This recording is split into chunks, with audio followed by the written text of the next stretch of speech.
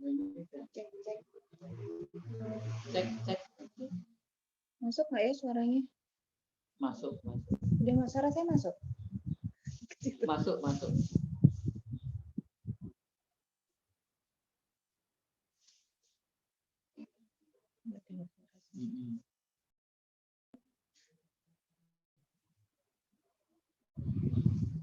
Cek audionya gimana sih? Bronjong. Iya. Bronjong. Iya. Bentar, ada cek audio. Mbak, nanti ada yang di dekat sini. Soalnya nanti kayak ini kurang apa, jadi biar Gimana? nanti ada yang dekat sini. Iya. Jadi kalau koordinasi apa itu kurang apa. Mas Andi sudah masuk sudah. Ini unmute.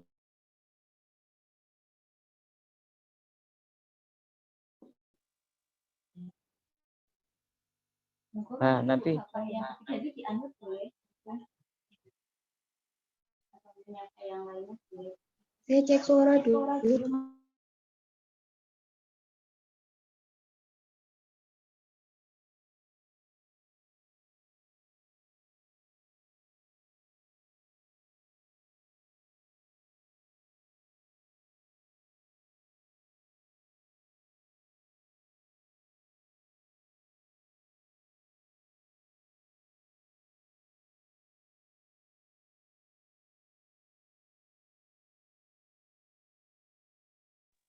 halo. Masuk. Sekarang udah masuk. Masuk. Ya. Saya masuk. Enggak. Ya. Masuk enggak suara? Masuk. Ya.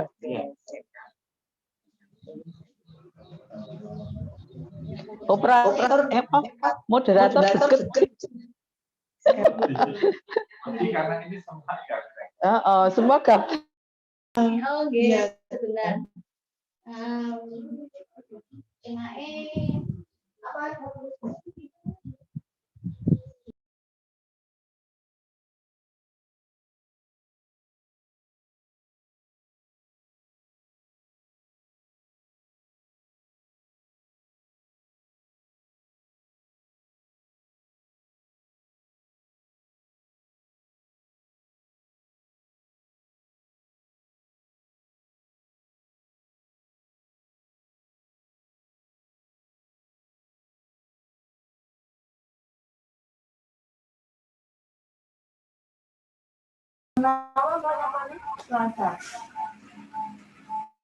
Windows itu yang suaranya ALT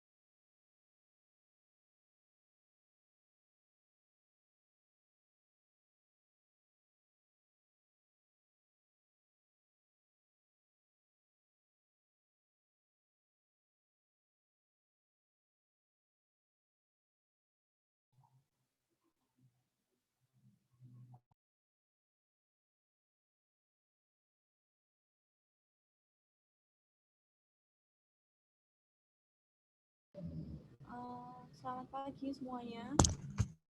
Terima kasih yang sudah bergabung. Kita tunggu 5 menit lagi ya. Terima kasih.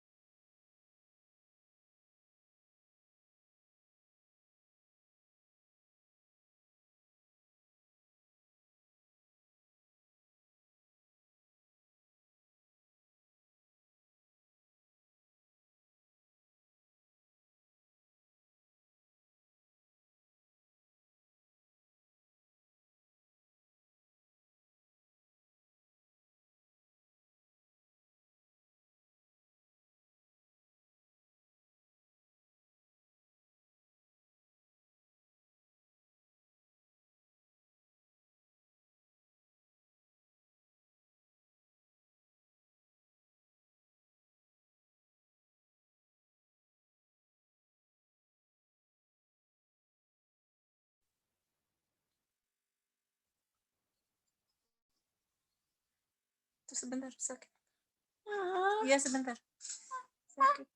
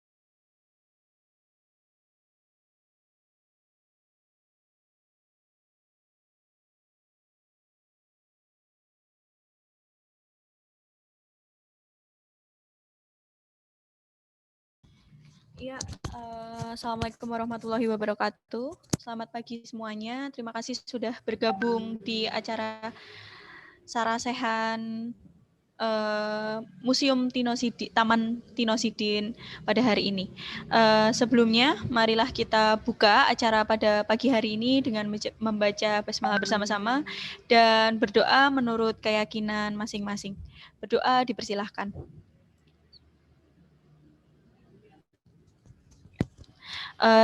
Cukup, terima kasih untuk waktunya dan sebelumnya saya beritahu dulu, perkenalkan nama saya Ruli dan saya di sini selaku moderator untuk acara pada pagi hari ini. Sarasehan Museum Taman Tinosidin adalah acara daring yang diselenggarakan oleh edukator dari Museum Dinas Kebudayaan Daerah Istimewa Yogyakarta yang dibiayai oleh Dana Keistimewaan Provinsi Daerah Istimewa Yogyakarta. Acara ini dilaksanakan untuk memperingati Hari Permusiuman Nasional, yaitu pada tanggal 12 Oktober 2020, dan juga sebagai rangkaian kegiatan dari 95 tahun Pak Tinosidin yang jatuh pada bulan November 2020 yang akan datang. Dan kegiatan ini berupa sarasehan dengan judul Metode Mengajar Menggambar ala Pak Tinosidin dalam Pembentukan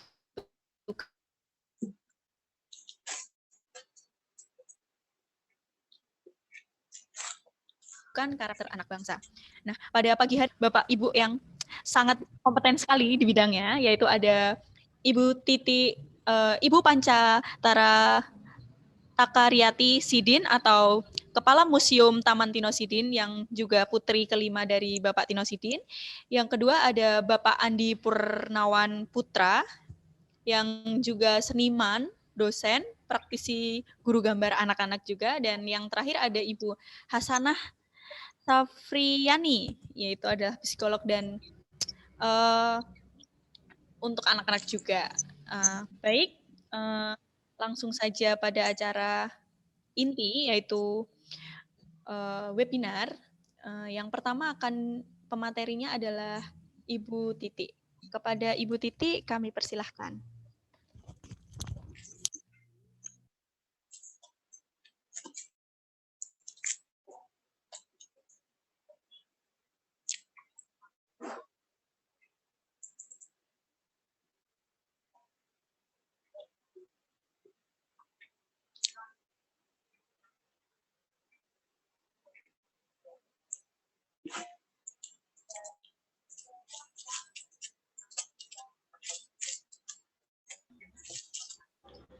Pak Tinosidin itu untuk mengenal siapa Tinosidin kita perlu dulu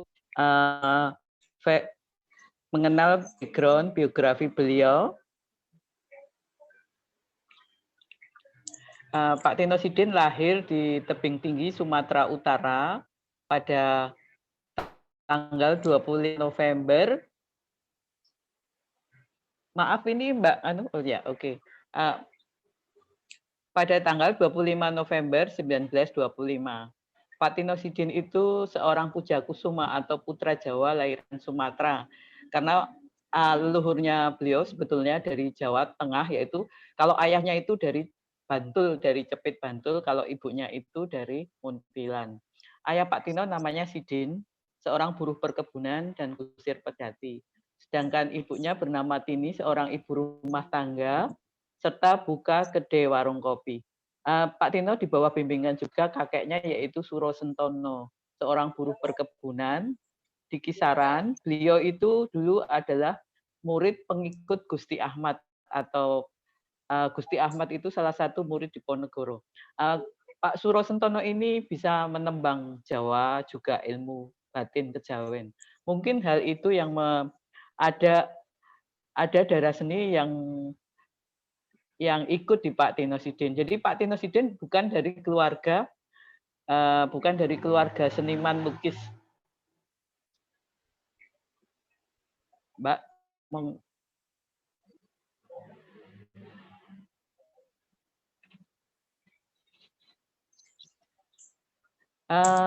Pak Tinosidin, maaf ini sebelumnya ada Mbak, monggo silakan sebelum ini ada.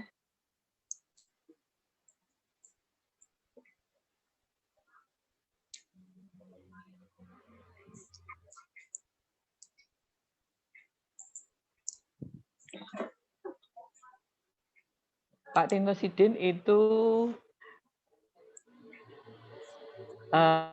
tahun 1950 di tebing tinggi Sumatera Utara dan mempunyai anak yaitu 5 putri semua. Saya kebetulan sebagai anak paling kecil atau nomor 5. Pak Tino Sidin di zaman mudanya itu bersama sahabatnya yaitu Bapak Daud Yusuf dan Bapak Nasah Jamin. Mereka bertiga ini dulu mereka bersahabat sejak di tebing tinggi Sumatera Utara. Kelak itu Pak Daud Yusuf itu sebagai seorang Menteri Pendidikan di era Bapak Soeharto, sedangkan Pak Nasah Jamin itu terkenal dengan pelukis dan sebagai orang sastrawan angkatan 66. Pak Tino Sidin itu bakat melukisnya otodidak.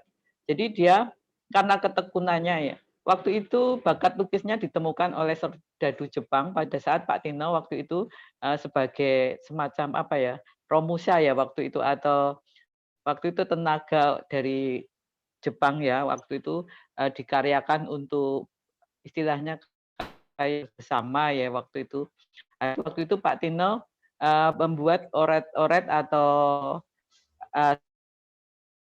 dari Jepang itu menemukan Pak Tino dan kemudian itu mengangkat Pak Tino untuk menjadi pegawai Jepang. Jadi waktu itu Pak Tino-nya membuat propaganda. Sahabat Pak Tino, Pak Daud Yusuf, Nasah Jamin dan beberapa rekannya itu mendirikan Sanggar Seni Lukis Pemuda di Medan namanya ASRI Medan, Angkatan Seni Rupa Indonesia Medan. Mereka bertiga itu berkeinginan kuat untuk belajar melukis. Mereka kemudian merantau ke Jawa tahun 1948, itu masuk ke SIM, Seniman Indonesia Muda, pimpinan S. Sujoyono. Mereka hanya belajar melukis hanya 1 tahun, kemudian mereka ikut bergerilya itu melawan Belanda pada agresi Belanda ke-1 dan ke-2. Monggo lanjut, Mbak.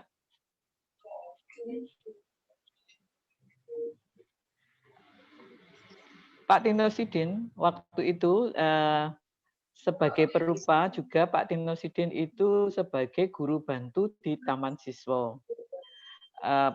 Pada tahun 1961 sampai 1964, Pak Tino Sidin mendapat beasiswa pampasan dari Jepang. Seharusnya Pak Tino Sidin waktu itu teman-temannya dikirim ke Jepang, tapi Pak Tino Sidin dikirim ke ASRI Jogja. Hal inilah yang bikin titik balik Pak Tino Sidin, karena sejak saat itu sekitar tahun 63 itu Pak Tino Sidin memboyong semua putra-putrinya ke Jawa dan istilahnya berkreasi terus kemudian mencari hidup di Yogyakarta ini.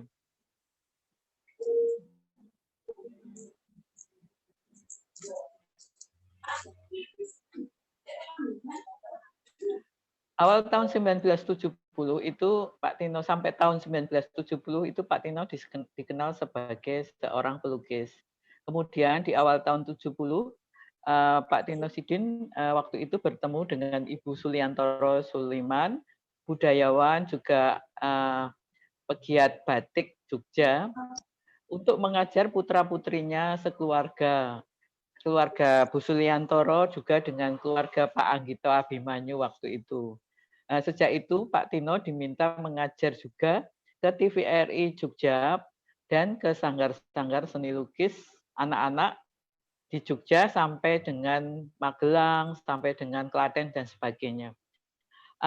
Sanggar seni lukis Pak Tino yang awal itu yang terkenal itu mungkin Sono Jogja. Acara Pak Tino di TVRI Jogja itu dari tahun 70 sampai dengan tahun 78, terus kemudian dari tahun 78 sampai dengan tahun 90 itu Pak Tino Sidin ke TVRI Pusat Jakarta.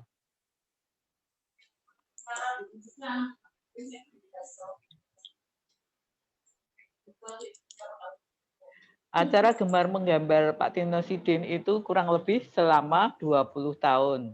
Terus yang fenomenal atau yang mengingatkan masyarakat tentang acara Gemar Menggambar itu, pertama itu mungkin dari pengalaman hidup ya, Pak Tino Sidin itu tidak percaya bakat karena dia juga belajar secara otodidak. Jadi Pak Tino itu sering memotivasi anak agar senang menggambar, agar tekun menggambar, itu kadang dengan membombong dengan kata bagus, ayo teruskan, jangan takut-takut. Jadi anak-anak waktu itu memang diajari untuk tetap berani, untuk tetap tekun belajar, tidak menyerah, juga bertanggung jawab. Jadi kadang Pak Tino Sidin kalau dalam memberikan materi itu tidak boleh ragu-ragu. Sekali tarik garis, red, gitu, nggak boleh dihapus-hapus. Maksudnya itu gini, jadi kalau anak-anak nanti misalnya salah, nggak boleh dihapus, nggak boleh ragu-ragu. Nanti justru yang salah itu direspon dengan gambar yang baru. Jadi secara nggak langsung itu Pak Tino Sidin mengajari anak-anak itu untuk berani bertindak, juga berani bertanggung jawab. Jadi istilahnya sportif ya. Nah, terus kemudian Pak Tino Sidin mengajar menggambar itu dengan cara yang mudah. Cara Pak Tino Sidin, sebetulnya Pak Tino Sidin waktu itu menyiapkan semuanya dari rumah. Jadi dia ingin mengajarkan anak-anak itu bagaimana memulai menggambar itu dengan cara yang mudah, biar gampang diikuti. Yaitu Pak Tino waktu itu juga percaya bahwa menggambar itu tidak, istilahnya dia tidak membuat rumit suatu masalah. Jadi gambar itu gampang, karena hanya dengan garis lurus dan garis lengkung, kamu nanti bisa gambar apa saja. Jadi waktu di zaman saat itu yaitu banyak anak-anak itu merasa tidak pede atau takut, saya nggak ada bakat. Jadi saya takut untuk memulai menggambar. Karena waktu itu Pak Tino berpikiran bahwa ayo gambar itu gampang. Jadi harus ditumbuhkan di anak-anak itu motivasi bahwa ayo gambar gampang dan gemar dulu, senang dulu. Dan menurut Pak Tino itu menggambar itu kan adalah salah satu cara untuk anak itu tetap berkreasi di samping dengan seni menyanyi dan sebagainya. Tapi anak itu perlu diajarkan apa istilahnya berkreasi melalui gambar. Pak Tino itu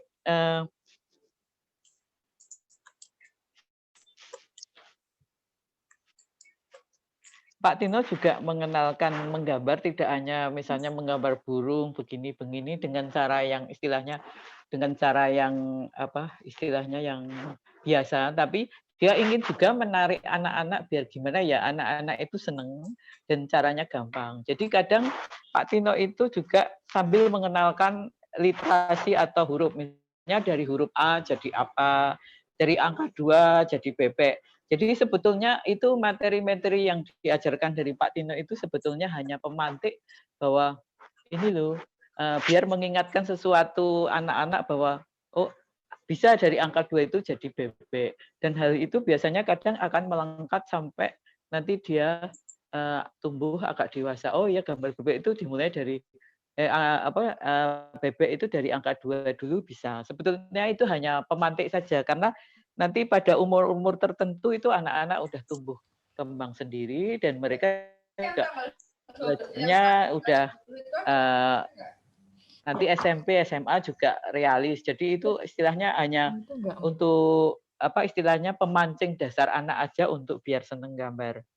Terus Pak Tino juga mengajari menggambar itu dan selain dengan itu juga diajari juga dengan membaca juga mewarnai. Ada buku Pak Tino Sidin itu yang membaca, merakit, mewarnai. Jadi Pak Tino Sidin selain belajar menggambar tadi juga dia bikin cerita yang sederhana, terus bikin anak-anak untuk belajar untuk mewarnai dan sebagainya. Kemudian Pak Tino membuat cergam juga. Biasanya Pak Tino itu mungkin karena beliau dulu didikan dari guru taman siswa, juga ikut berjuang. Jadi kadang yang dibikin cerita bergambar dari Pak Tino Sidin itu yang sederhana, tapi tentang budi pekerti, tentang nasionalisme dan sebagainya. yang mengingatkan kita bahwa Pak Tino sering mengatakan bagus. Matra bagus ini sering disampaikan oleh Pak Tino untuk tidak henti-hentinya agar anak itu tetap tetap termotivasi, dan matra ini sangat bermanfaat untuk pembentukan karakter anak, untuk anak sebagai mandiri, kreatif, dan apa yang diajarkan oleh Pak Tino itu saya pikir sangat relevan untuk disampaikan ke anak-anak zaman sekarang. Ada beberapa contoh ya yang disampaikan Pak Tino.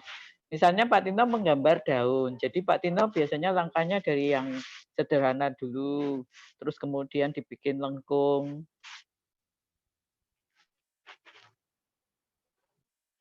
Nah, ini step-stepnya. Nah, itu. Jadi Pak Tino sebetulnya itu menyiapkan dulu di rumah. Jadi beliau itu sebetulnya kadang waktunya misalnya ada acara TV besok malam, dia udah sehari atau 2 hari sebelumnya udah bikin program, udah nyoret-nyoret gimana menyiapkan nanti kalau misalnya menyampaikan itu efektif. Jadi setengah jam itu efektif untuk disampaikan ke murid sehingga pemirsa itu senang. Oh, gambarnya enak sekali, gampang sekali. Itu mungkin juga salah satu metode yang bisa kita petik bahwa segala sesuatu harus kita siapkan dulu dan kita menyiapkannya untuk memberikan ke anak didik itu dengan biar agak mudah diterimanya. Terus buku-buku, contoh-contoh buku yang di karang Pak Tino Sidin itu antara lain buku Gemar Menggambar Pak Tino Sidin. Terus kemudian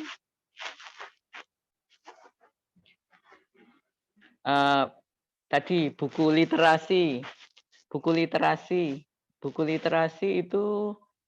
itu bagaimana menggambar dengan huruf A, huruf B dan sebagainya. Juga buku tentang cerita bergambar anak-anak misalnya bawang merah, bawang putih, tentang Bandung Lautan Api dan sebagainya. Mungkin saya pikir itu jadi Pak Tino Sidin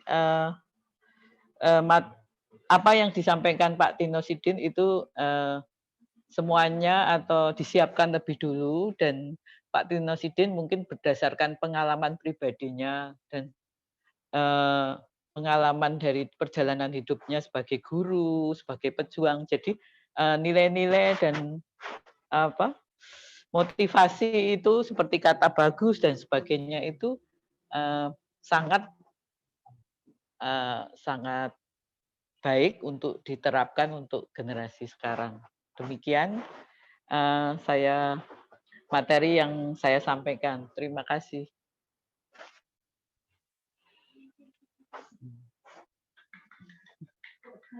Ya, ya.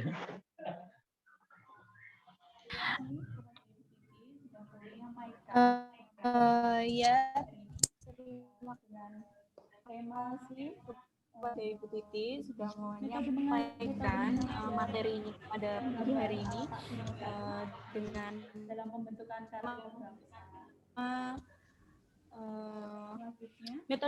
metode mengajar selanjutnya dari Bapak Andi selaku seniman dan Guru gambar juga. Kepada Bapak Andi, kami persilahkan. Oke, terima kasih. Di sini pasti banyak yang nonton itu guru, pasti banyak yang nonton ini mungkin pemerhati lukis anak, mungkin mereka ibu rumah tangga yang sedang di rumah punya anak yang kebetulan suka dengan gambar dan lain sebagainya ya. Oke. Karena ini sarasean, anggap saja kita sedang kumpul ada di balai, ada di mana ya rumah, pakai lesehan, anggap saja gimana.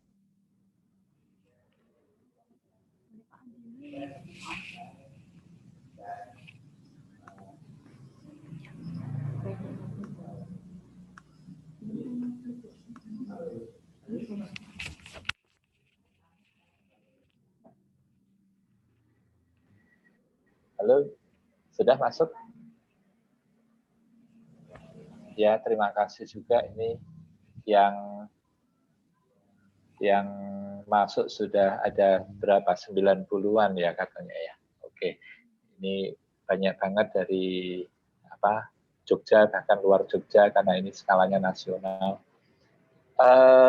Bapak Ibu yang saya hormati, mungkin posisi saya di sini sebagai pemerhati seni lukis anak, dan saya kebetulan juga bagian anak yang saat saya masih kecil, saya juga bagian yang menjadi muridnya. Ya, jadi saya sangat bisa membayangkan kondisi saat itu, membayangkan pada waktu hari Minggu sore jam 4:30 sampai jam 5, saya biasanya sudah harus nongkrongin di depan TV dengan kertas-kertas, dengan krayon, karena saya siap untuk menggambar. Memang pada saat itu, zaman tahun 80-an, tidak ada anak yang tidak bisa menggambar. Tidak ada anak yang tidak suka dengan gambar. Ini luar biasa. Saya kadang membutuhkan kerinduan hal semacam itu. Ya. Saya akan menyampaikan materi ini semalam saya bikin. Saya agak bingung, saya mau menyampaikan apa, terus saya pura-pura kalau saya sebagai audiens itu, apa sih yang saya butuhkan dalam sarjana ini, sehingga yang saya tulis itu pertanyaannya dulu, terus saya menjawab pertanyaan saya sendiri. Ya. Terkadang saya juga bingung dengan apa yang harus saya jawab. Ternyata tanya lebih gampang daripada menjawab. Oke, untuk yang pertama, itu pertanyaan yang saya bikin. Itu apa sih perlunya anak belajar gambar? Gitu. Mungkin ada orang tua yang sebenarnya nggak begitu suka dengan menggambar, apalagi tidak begitu suka anaknya menggambar, karena biasanya kalau anaknya menggambar itu krayon kemana-mana, yang digambar nggak cuma di kertas tapi kadang di dinding dan sebagainya. Jadi itu yang kadang membuat orang tua sebel dengan anaknya saat dia beraktivitas menggambar. Nah, menggambar ini ternyata mampu loh memberikan stimulus atau minat belajar anak, ya, karena menggambar sendiri atau menggambar bagian daripada seni itu juga menjadi metodologi pendekatan atau penyampaian sebuah informasi, pesan maupun ilmu. Ya, jadi proses perkembangan aspek kognitif tentu saja. Yang kedua, apa perlunya anak belajar menggambar? Ya, menggambar karena anak itu butuh mengekspresikan dirinya. Ya, di sana bentuk-bentuk emosi yang dirasakan anak disalurkan lewat gambar.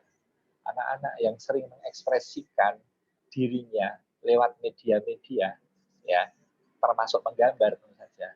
Biasanya dia menjadi anak yang bisa relatif lebih tenang daripada anak yang tidak menemukan atau tidak dicarikan solusinya. Mungkin Mbak Yani nanti akan membedah ini lebih lanjut, ya, karena beliau lebih berkompeten. Nomor 3, melatih gerak tangan, paling tidak motorik halusnya terus bergerak. Ya, kalau motorik kasar mungkin meloncat, ya, terus mengangkat, berlari dan lain sebagainya. Nah, ini motorik halusnya. Kenapa sih motorik halus harus dilatih? Oh, perlu sekali. Ya, anak bisa motorik halusnya itu berjalan, itu bergerak, itu artinya anak bisa sikat gigi, anak bisa menyisir rambut, anak bisa memakan dengan sendoknya sendiri dan sebagainya.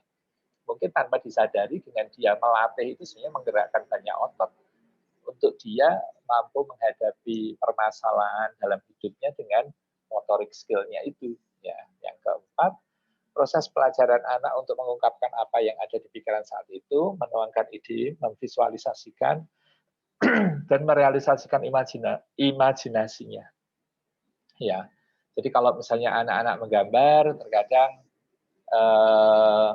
banyak gambaran-gambaran yang dalam dunia real itu tidak ditemukan. Dan anak-anak dengan senang hati tetap membentuk, mengekspresikan meskipun dalam kondisi real itu tidak memungkinkan. Ya. Yang di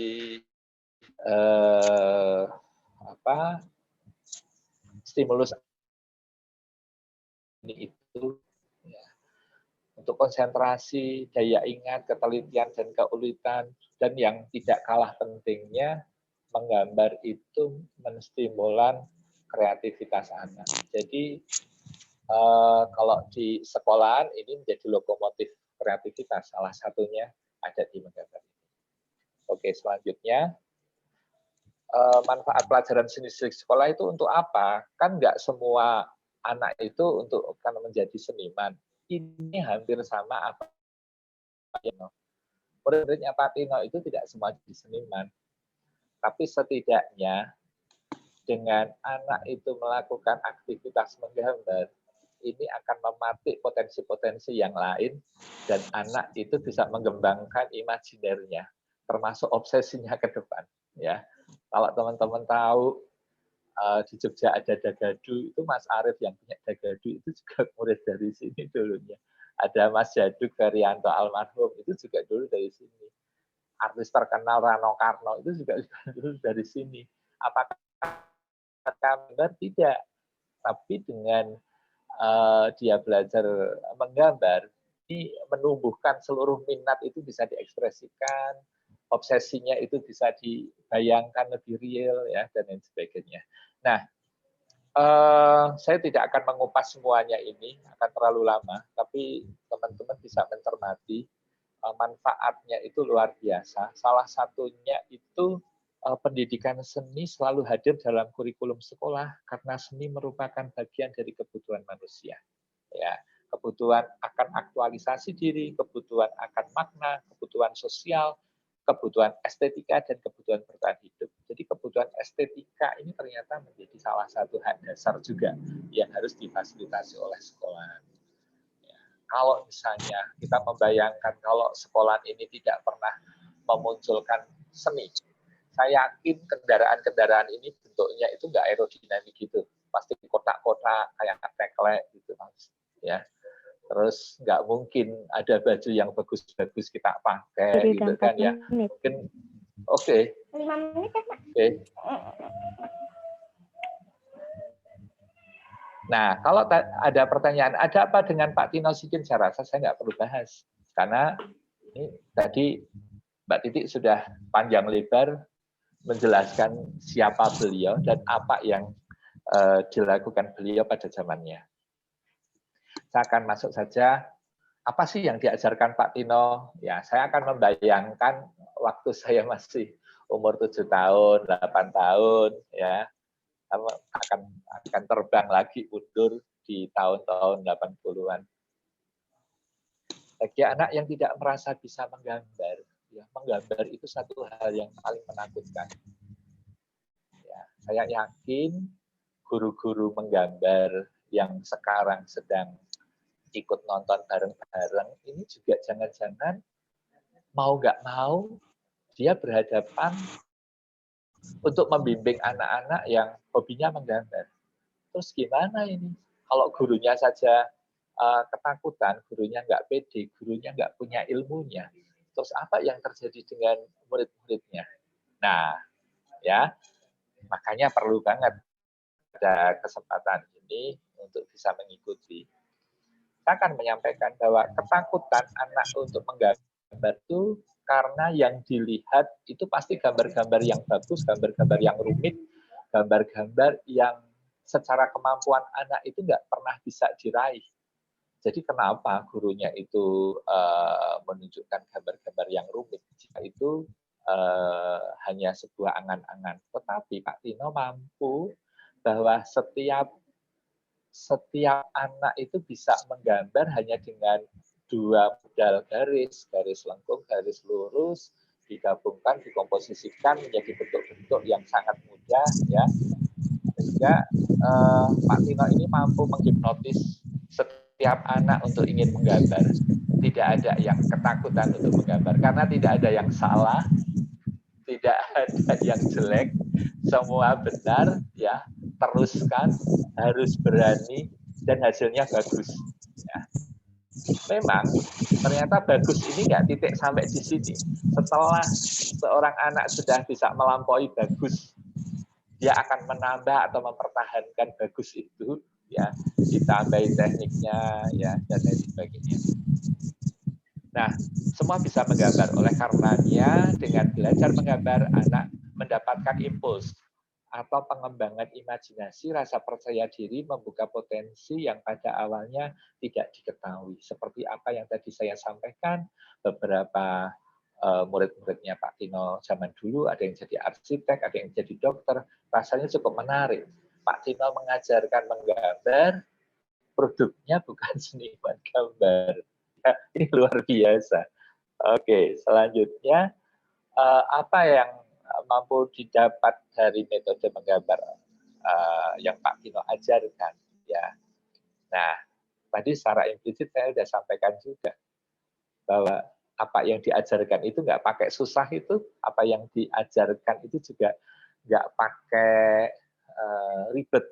Jadi untuk guru-guru yang sekarang hari ini itu bisa melihat, menonton, yuk buka lagi tuh channel YouTube-nya, bisa sekali-kali untuk bisa dolan di Museum Taman Tino Sidip. Di sana kita bisa berkarya bareng lagi, kita akan memutar waktu seolah-olah kita hidup di tahun 70-80, ya. Di sini tersedia tempatnya itu untuk kita mengenang sekaligus kita belajar. Karena saya rasa relevansi dari metode yang diajarkan Pak Tino Sidip sampai sekarang masih bisa diterapkan, masih relevan. Oke, next. Apa korelasinya menggambar dengan mengembangkan karakter anak? Ya, menggambar memang melatih kepekaan sensitivitas, dan untuk sensitivitas estetika ini tahapan yang sudah cukup tinggi. Ini kalau misalnya kita ngomong spiritual ini tarekat ini, ya nggak cuma syariat. Jadi anak-anak yang suka menggambar, suka dengan berkesenian, dia pasti jauh lebih peka merasakan sebuah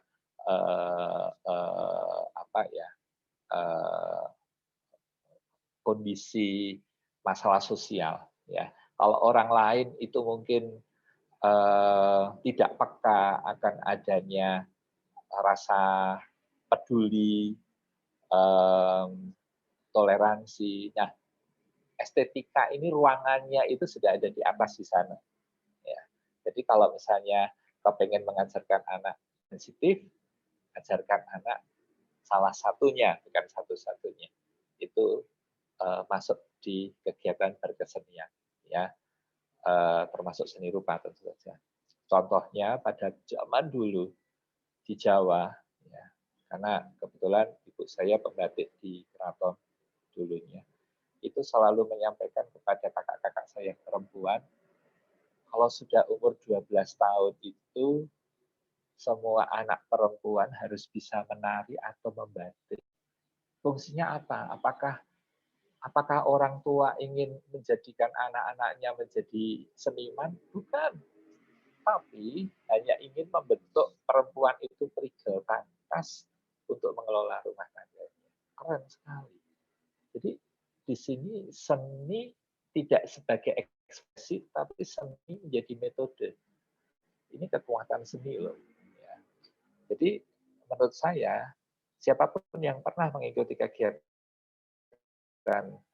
gemar menggambar, sebagian besar anak-anak akan terlatih motorik keterampilannya, antusiasnya, rasa-rasa percaya dirinya, membuka berbagai kemungkinan tumbuh jiwa kreativitasnya. Kalau sekarang ini banyak orang ngomong tentang hands on, man on, heart on, ternyata Pak Tino di tahun 60-an tidak hanya sekedar teori, tapi sudah menerapkan hal itu. Keren banget. Oke, yang terakhir, saya cuma memetik dari apa yang pernah disampaikan Pablo Picasso, seorang seniman dunia yang luar biasa. Setiap anak itu seniman, karena dia melakukan sesuatu dengan imajinasinya. Masalahnya adalah bagaimana membuatnya tetap jadi seniman ketika mereka dewasa. Jadi kalau kita mau belajar tentang kreativitas, kita mau belajar tentang imajinasi, itu belajarlah pada anak-anak. Nah, berbahagialah kepada para pemerhati anak. Jadi teman-teman yang pemerhati anak ini setidaknya dia mendapatkan insight banyak dari mereka berada di tengah-tengah anak-anak.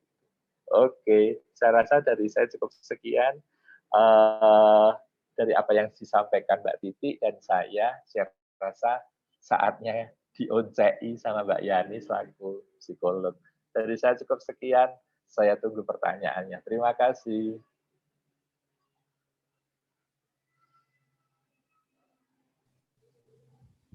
Ya, terima Monggo, kasih monggo. kepada Bapak Andi sudah memberikan materinya. Ternyata banyak juga ya, perlunya anak itu menggambar tuh perlu banget karena banyak juga yang akan didapatkan dari anak tersebut. Untuk materi selanjutnya kepada Ibu Hanasa, dipersilahkan. Baik. Ya, terima kasih. Suara saya terdengar cukup jelas? Ya, oke. Ya, terima kasih. Assalamualaikum warahmatullahi wabarakatuh. Selamat siang, salam sejahtera untuk semuanya. Senang sekali bisa di pagi menjelang ini. Saya dari Museum Taman Pinosidin. Senang sekali, tempatnya bagus banget. Sebetulnya pengen bawa anak-anak ke sini nih. Cuman kalau anak-anak ke sini saya nggak jadi bicara di sini. Saya sibuk ngintip anak-anak saya nanti. Ya. Dan di sini saya ya, di sini saya kebagian membahas sebentar. Ya. Oke. Ya, di sini saya kebagian membahas tentang mengupas. Suara saya masih terdengar ya, Mbak? Masih. Oke, membahas tentang bagaimana pengembangan karakter gini kalau kita tinjau dari metode yang digunakan oleh Pak Tinosidin. Baik, kita next aja. Ini cover saya mirip sama covernya Mas Andi tadi ya. Contoh-contohnya. Kita lanjut aja. Baik, sebelumnya kenalan dulu. Nama saya Yani, lengkapnya Hasanah Safriani. Saya adalah seorang ibu yang tidak pernah berhenti belajar untuk bagaimana menghadapi anak-anak ya.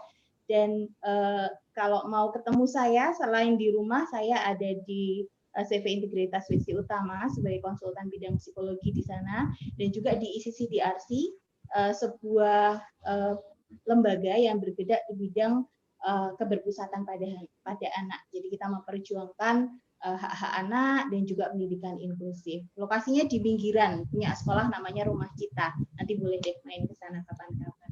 Kita lanjut yuk. Oke, slide selanjutnya. Ya, nah ini tadi kalau Mas Andi dengan jelas menggambarkan setiap jam 4:30 sore, saya malah lupa jam berapa Mas Andi, tapi saya juga sama, setiap minggu sore itu saya sering nongkrong di depan TV, karena kebetulan dulu saya SD-nya Muhammadiyah, dan anak Muhammadiyah di zaman itu kalau minggu masuk sekolah, sedih banget ya, jadi nggak kebagian unyil. Saya dulu kalau nonton unyil itu bolos, saya cukup rajin membolos untuk nonton unyil gitu. Nah, jadi hiburannya tuh sore hari nonton Pak Tino gelongok di depan TV, dan luar biasa tadi disampaikan Bu Titi, Pak Tino sudah mengisi gemar menggambar sejak tahun 70 ya. Padahal saya lahir tahun 78. Jadi gemar menggambar itu sudah ada sebelum saya dibuat. Jadi panjang sekali durasinya, luar biasa. 20 tahun, baik. Nah, ini ada dua hal yang ingin saya bahas di sini, tentang ada apa di balik gemar menggambar, dan kemudian gimana sih cara mengajar Pak Tinosidin kalau kita lihat dari sudut pandang pengembangan karakter. Jadi dari sisi teknik fasilitasi. Ya, kita lanjutkan. Oke, beberapa tadi mungkin sudah dibahas oleh Mas Andi ya, jadi saya lebih ke melengkapi saja. Oke, nah kalau kita lihat sejarahnya, Pak Tinosidin ini diminta mengisi gemar menggambar itu dengan satu tujuan, yaitu supaya anak-anak di saat di zaman itu punya kegiatan gitu. Jadi mereka itu nggak ngaco di rumah, gambar, genah gitu ya. Sebuah tujuan yang sangat sederhana, tapi saya ingin mengajak Bapak Ibu, teman-teman semua di sini untuk melihat benarkah sesederhana itu. Mari kita lihat bersama ada apa di balik menggambar. Mari Mbak, kita lanjutkan. Oke. Nah, yang pertama, nanti kalau yang sudah disebutkan Mas Andi, saya skip aja ya. mengembangkan kreativitas atau mengembangkan kreativitas yang ini arahnya nanti menuju ke arah kemampuan problem solving. Kok bisa? Iya bisa, karena kalau menggambar itu mengembangkan kreativitas kayaknya nggak perlu diperdebatkan lagi ya. Jelas menggambar itu membuat orang menjadi lebih kreatif, kemudian dia berimajinasi mengembangkan sesuatu, dinyatakan dalam wujud gambar gitu. Dari situ kemudian anak berkreasi, oh aku mau bikin ini, mau bikin ini. Dari kemampuan untuk menciptakan kreasi-kreasi itulah muncul kemampuan untuk menciptakan alternatif-alternatif. Dari kemampuan menciptakan alternatif-alternatif tersebut, kemampuan problem solving terbangun. Kita bayangkan kalau orang tidak punya kemampuan untuk menciptakan alternatif-alternatif. Taunya kalau namanya ada masalah, solusinya ya cuma satu itu tok. Ketika satu itu mentok, udah gitu. Tetapi kalau orang yang memiliki kemampuan problem solving yang baik, dia akan menciptakan alternatif. Plan A, plan D, plan C gitu ya. Kalau ini mentok, dia bisa mengambil langkah yang lain. Dan ini yang sangat dibutuhkan. Keren ya. Nah, kita lanjutkan ke yang kedua. Apa sih manfaat menggambar ini? Ini melatih fokus, konsentrasi, kesabaran. Ya, kalau bahasa Jawanya, kalau orang gambar itu kan nyenunuk ya. Jadi duduk, tenang, agak susah juga menggambar sambil lari-lari soalnya. Jadi pasti duduk, tenang, kemudian terkonsentrasi. Dan ketika ini dilakukan, ini bisa melatih konsentrasi dan juga kesabaran. Karena untuk membuat sebuah gambar, itu kan tidak langsung jepret gitu jadi satu, tetapi melewati sebuah proses. Nah, ketika proses itu diikuti, semakin sabar mengikuti prosesnya, hasilnya juga akan semakin baik. Seperti yang dicontohkan Pak Tino, ketika menggambar burung, kita bisa aja berhenti di step ke-5 misalnya. Tapi kalau mau lebih bagus lagi, kita bisa lanjutkan dengan diwarnai. Mau bagus lagi, kita kasih shading misalnya, dan lain sebagainya. Jadi kesabaran itu membuahkan hasil, itu sudah dipelajari sejak anak-anak dengan kegiatan menggambar tersebut. Yang belum saya tuliskan di sini ini juga melatih ketuntasan. Semakin tuntas, hasilnya akan semakin baik. Kita akan menemukan anak-anak yang mungkin tidak tuntas dalam mengerjakan sesuatu, bikin burung baru sampai paruhnya tok, udah gitu, ya nggak jadi burung gitu. Tetapi kemudian ketika dia ingin membuat sebuah burung, dia lakukan semua prosesnya sampai tuntas sehingga bentuk burung itu jadi. Gitu. Oke, lanjut. Yang ketiga. Oke, yang ketiga ya mengurangi emosi negatif atau bahasa lainnya adalah menyalurkan emosi. Tadi sudah disinggung oleh Mas Andi ya. Jadi menggambar ini memiliki manfaat untuk mengeluarkan emosi atau emotional release gitu ya. Jadi mengekspresikan emosi apapun itu, baik itu emosi senang, emosi sedih, jengkel, itu bisa tersalurkan lewat cara yang positif dengan menggambar. Cara lain menyalurkan emosi bisa anak marah-marah, bisa misalnya ngomel-ngomel nggak jelas, tapi dengan menggambar dia bisa mengeluarkan emosinya. Yang sedang dalam kondisi emosi negatif itu bisa terkurangi, ya, bukan diredam ya, tapi disalurkan. Kalau diredam kan nggak selesai, dipendem gitu. Ini disalurkan. Yang kemudian sedang jengkel, sedang marah itu bisa sedikit berkurang, tapi yang happy ketika disalurkan dia juga semakin happy. Oke, yang keempat, ya, menggambar ini bisa mengembangkan imajinasi, itu jelas. Apa yang dibayangkan itu dituangkan, kemudian memperkuat memori. Ketika ingin menggambar gunung, jika saya ingin menggambar gunung, maka saya yang saya imajinasikan tentang gunung, terus saya ingat-ingat gunung ada apa sih? Saya mau gambar gedung yang tinggi, itu apa aja sih yang ada di gedung yang tinggi? Jadi dalam berkarya itu bisa sambil mengumpulkan informasi-informasi apa yang kita miliki, kita tuangkan dalam bentuk gambar. Dalam pendidikan anak usia dini, menggambar ini bahkan masuk ke dalam jenis main pembangunan.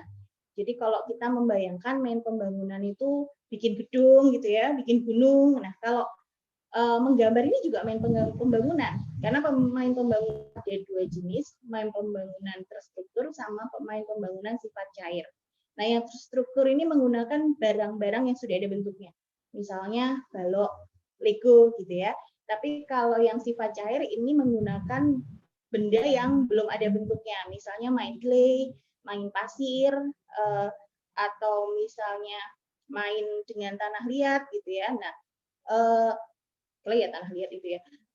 Nah, penggambar ini juga bagian dari main pembangunan sifat cair, hanya diwujudkan dalam bentuk 2 dimensi. Jadi dia memvisualisasikan, aku membayangkan kayak aku mau menggambar gunung, aku mau menggambar laut, aku mau menggambar mobil. Nah, itu kemudian diwujud nyatakan dalam sebuah bentuk. Bentuknya mau kayak apa? Itu sebetulnya bukan tujuan utamanya, tetapi bagaimana proses dia menuangkan imajinasinya ke dalam bentuk nyata. Seperti itu. Kita lanjutkan. Yang adalah Oke, nah tadi ini sudah disebutkan sama Mas Andi ini sebagai salah satu muridnya Pak Tino, ini juga menyampaikan salah satu manfaat menggambar yaitu membangun rasa percaya diri. Tadi Bu Titi juga sudah menyebutkan. Arif ini Pak Tino itu bisa bikin setiap anak itu GR. Jadi ngerasa kayak dia itu pintar gambar gitu ya. Kemudian Pak Tino ini juga ngajarin anak-anak untuk tidak menghapus, tidak putus-putus garisnya, tapi lurus gitu, langsung nggak lurus ya, tapi langsung apa namanya sekali gores, spontan. Jadi kalau gambar pohon itu kalau kita ragu-ragu pohonnya rintik-rintik gitu ya, cicik-cicik. Nah kalau ini sebetulnya sedang mengajarkan atau membangun percaya diri pada setiap anak. Kalau salah itu nggak dihapus tapi diteruskan menjadi sesuatu gitu, sehingga kemudian anak pede, tidak perlu ketika menggambar itu setiap gambar siap pensil dan setip yang akhirnya banyak nyetipnya ada jadinya gitu. Nah ini kemudian anak dibangun rasa percaya diri bahwa dia bisa menciptakan sebuah bentuk, bahwa dia bisa menuangkan imajinasinya, ditambah lagi dengan apresiasi yang disampaikan oleh Pak Tino yang sangat terkenal, yaitu bagus gitu ya. Saya begitu menginfokan kegiatan ini komentarnya sama teman-teman saya. Bagus gitu. Jadi semua terngiang-ngiang dengan komentar Pak Tino yang bagus itu. Oh ya, saya jadi ingat waktu saya usia mungkin umur TK gitu ya, duduk di depan TV menonton Pak Tino itu, kemudian Pak Tino yang paling favorit itu adalah ketika Pak Tino mengambil gambar satu persatu, kemudian komentarin, dan ngomentarinya itu juga enggak, kalau istilah anak zaman sekarang keras ya, bagus, tapi benar-benar dikomentarin. Dan saya saat itu ketika melihat itu tuh merasa gambar itu tuh bagus beneran gitu. Jadi bukan, tidak ada dalam pikiran itu mengatakan gambar kayak gitu aja kok dibilang bagus. Enggak, saya betul-betul melihat bahwa itu tuh bagus yang disampaikan Pak Tino. Jadi dari situ saya belajar bahwa ternyata ekspresi positif atau energi positif kita itu menular gitu. Jadi tidak hanya kepada si pemilik karya, tetapi juga bagi orang yang menyimaknya gitu. Seperti itu. Jadi salah satu yang disampaikan oleh Pak Tino, yang ditanamkan oleh Pak Tino dalam kegiatan menggambar ini adalah membangun rasa percaya dan mengajak anak. Kita lanjutkan. Ini tadi sudah disebutkan dengan sangat jelas ya oleh Mas terampil motorik juga. Tiga aspek perkembangan ini tersentuh: kognitif, afektif, dan psikomotorik. Kognitifnya jelas tadi, ada problem solving, ada imajinasi, ada memori, yang menyinggung afektif ya, seperti anak jadi memiliki rasa empati, dan lebih halus perasaannya, lebih sensitif, dan kemudian keterampilan koordinasi tangan dan mata gitu. Kalau dia mau melukis atau gambar dengan cat terus pasti cat airnya kemana-mana gitu. Jadi dari belajar melakukan aktivitas motorik itu yang dibayangkan hanya bola, lari, tapi juga yang aktivitas seperti menggambar ini mengajarkan anak untuk mengkoordinir anggota tubuhnya untuk bergerak lebih halus, lebih pelan. Oh, aku kalau gambar pakai pensil itu kalau kekencengan kertasnya bisa bolong, misalnya kayak gitu. Jadi belajar untuk mengontrol, untuk nggak kenceng-kenceng. oh ternyata energi yang dibutuhkan untuk mengusap kuas dengan menggunakan krayon itu beda, dengan pensil itu beda. Jadi anak belajar untuk mengontrol dirinya sendiri. Kita lanjutkan ke karakter ya sekarang. Baik. Nah, kalau tadi kita membahas tentang bagaimana sih Pak Tino, bagaimana sih penggambar ini yang sudah dibangkitkan oleh Pak Tino ini, manfaatnya apa? Nah, sekarang saya ingin mengajak Bapak Ibu, teman-teman semua untuk lihat bagaimana kalau kita lihat dari sudut pandang pendidikan karakter. Nah, ini ada Bu Sri Mulyani yang mengatakan, ini saya kutip di sini, Pak Tino ini menyumbangkan rasa bisa ke anak-anak Indonesia. Ya, dengan anak-anak ini merasa bisa, kita mengalahkan rasa tidak bisa, maka kita punya kesempatan untuk masuk ke experience yang lain, bisa dapat pengalaman yang lain. Kalau kita udah merasa nggak bisa duluan kan kita mundur. Tapi karena kita merasa bisa, kita mau maju. Dan dari kita melakukan sesuatu itu, kita dapat pengalaman. Kita lanjutkan. Ada apa saja pendidikan karakter yang bisa kita kulik nih dari cara mengajarnya Pak Tino. Dan ini saya tidak hanya sedang bicara tentang mengajar menggambar ya.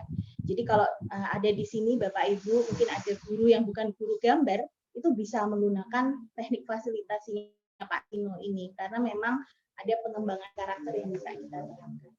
Oke, yang saya kupas ini saya dari beberapa karakter versi case. Ada beberapa sih karakter yang dari anak Indonesia. Saya ambil yang bisa terfasilitasi dengan gaya mengajarnya Pak Tino. Karena kecerdasan mungkin artikel dan buat saya, nanti ada karakter-karakter yang belum saya sebutkan, sebetulnya juga terfasilitasi oleh gaya mengajarnya. Nanti Bapak Ibu dan teman-teman boleh. Yang pertama aktivitas. Tadi sudah dibahas di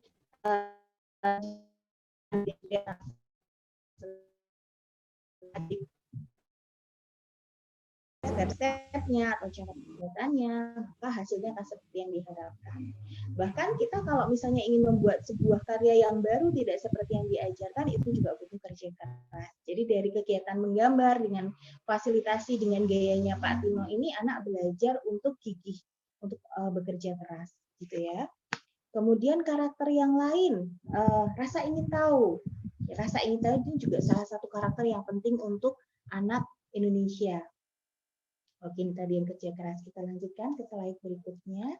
Nah, ini ada Mas Jaduk Ferianto, tadi juga disinggung juga oleh Mas Andi ya, yang menceritakan itu bisa teman-temannya semuanya itu juga pada penasaran gitu dengan apa yang mau disampaikan Pak Tino, sehingga tahu-tahu Rabu sore itu udah pada ngumpul aja belajar sama Pak Tino gitu. Jadi ada rasa ingin tahu, ada rasa penasaran gitu. Kalau orang memiliki rasa ingin tahu, ini adalah awal dari tahu lebih banyak. Bayangkan kalau kita nggak punya rasa ingin tahu, gitu, ya udah, gitu ya. Anda pernah ketemu dengan orang yang sangat tahu tentang artis A atau artis B, itu kan karena rajin stalking ya. Karena rajin stalking, jadi stalking diawali oleh apa? Rasa ingin tahu. Kalau nggak ingin tahu, dia nggak mau cari lebih lanjut. Karena dia pengen tahu, dia cari tahu lebih lanjut sampai detail banget gitu. Sampai taunya seolah-olah dia kayak ibunya si artis itu, gitu. Misalnya itu. Nah, bayangkan kalau rasa ingin tahu ini kita bawa ke sesuatu yang lebih positif. Kaitannya dengan pengetahuan, kaitannya dengan rasa ingin tahu tentang suatu hal yang baru gitu. Nah, ini diajarkan Pak Tino lewat kegiatan menggambar. Kita mau membentuk gambar dari huruf 2, dari angka 2. Oh, 2 dibikin apa ya? Nah, dari situ kita kasih lengkung. Jadi apa ya? Jadi ada rasa penasaran. Nah, rasa penasaran ini kemudian ternyata menurut testimoni dari murid-muridnya ini menular kepada hal-hal yang lain. Karena tidak semua murid Pak Tino jadi tukang gambar kan, tapi ternyata energi rasa ingin tahu ini berkembang sampai dewasa. Ada rasa penasaran lalu mempelajari sesuatu, lalu mengusahakan sesuatu dan akhirnya menjadi sesuatu. Jadi ini karakter yang sangat dibutuhkan. Kita lanjutkan. Karakter apa lagi yang dikembangkan dengan metode mengajar Pak Tino ini? Mandiri, ya. Jadi anak-anak dilatih untuk bisa menyelesaikan sendiri apa yang dia buat Kemudian mandiri ini kaitannya dengan autonomi juga, kemerdekaan dalam ide juga. Gitu. Jadi Pak Tino selalu menghargai apapun. Bahkan seingat saya nggak pernah pakai topik ya Pak Tino. Topik menggambar kita hari ini adalah tentang gedung. Jadi semua gambar yang ditampilkan itu cuma yang gedung-gedung toh. Enggak, tahu saya semuanya. Semuanya diterima, diperlihatkan, kita bisa lihat gambar yang digambar dengan sangat serius di kertas yang lebar dengan gambar yang digambar di atas buku tulis yang disobek itu diperlakukan sama. Artinya setiap anak merdeka, dia boleh mengembangkan ide seperti apapun dengan media seperti apapun itu akan tetap diapresiasi. Mandiri ini juga kaitannya juga dalam kegiatan menggambar adalah bertanggung jawab dengan alat-alat yang digunakan. Seperti tadi yang disampaikan Mas Andi, orang tua itu males ya. Anak itu kalau gambar mesti berceceran, gitu. Krayon di mana-mana, akhirnya menjadi berhenti. Padahal ini adalah kesempatan mengenalkan kepada anak-anak kemandirian lewat hal yang disukai. Sekarang enak mana ngajarin anak-anak kemandirian lewat yang dia sukai, seperti misalnya dia bertanggung jawab dengan alat-alat gambarnya, dibanding mengajarkan anak-anak untuk cuci piring. Gitu. Kalau anak saya lebih seneng gambar, terus dia beres-beres, ketimbang cuci piring, meskipun cuci piring dia juga itu bagian dari tugasnya juga. Gitu. Tapi kalau boleh membeli, mesti milih yang happy dulu, setelah itu beres-beres, nanti bikin lagi. Seperti itu. Jadi ada kesempatan-kesempatan untuk membangun karakter anak yang kalau nggak kita lirik itu malah terlewat. Sayang sekali. Kita lanjutkan lagi slide selanjutnya. Saya kalau kelamaan boleh di-cut ya Mbak ya. Oke. Nah, ini yang sangat terkenal tadi ya, komentar bagus. Ini sudah sering kita bahas dari tadi. Salah satu dari karakter yang penting adalah menghargai prestasi. Kemampuan mengapresiasi orang lain. Kita bisa lihat belakangan ini, kemampuan mengapresiasi orang lain itu sangat penting. Kalau tidak, nanti jadinya kita tidak menghargai orang lain, tidak melihat sisi kelebihan orang lain, saling nyinyir, saling sindir, misalnya seperti itu. Jadi kemampuan menghargai prestasi ini sangat baik sekali. Ini sudah diajarkan oleh Pak Tino setiap beliau hadir, baik itu dalam gemar menggambar maupun di kegiatan ketika mendampingi anak-anak secara langsung. Kita belajar untuk menghargai apapun yang dibuat oleh orang lain, kita lihat sisi positifnya, bukan sisi negatifnya. Kita lanjutkan. Oke.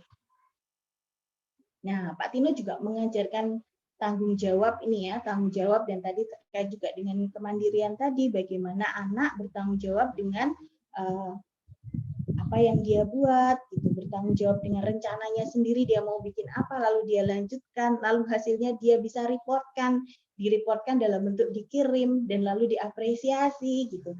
Sehingga anak belajar untuk melanjutkan apa yang dia mulai, itu juga bagian tanggung jawab. Kemandirian tadi itu juga bagian dari tanggung jawab.